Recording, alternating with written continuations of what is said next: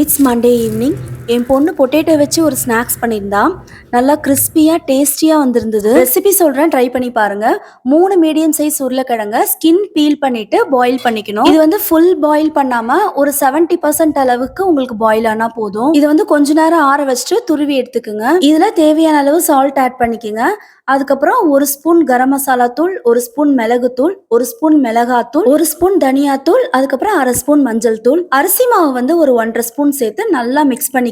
நல்லா மிக்ஸ் பண்ணிட்டு இந்த மாதிரி ஓவல் ஷேப்ல வந்து ரெடி பண்ணி வச்சுக்கோங்க. பொட்டேட்டோ பால்ஸ் எல்லாமே ரெடி பண்ணதுக்கு அப்புறமா ஆயில்ல வந்து மீடியம் ஃப்ளேம்ல வச்சு பொரிச்சு எடுத்தீங்கன்னா சூப்பரான கிறிஸ்பி பொட்டேட்டோ ரெடி. நேத்திக்கு பாத்தீங்கன்னா எனக்கு ரொம்ப டயர்டா இருந்தது. என்னால ஸ்நாக்ஸ்லாம் ரெடி பண்ணவே முடியல.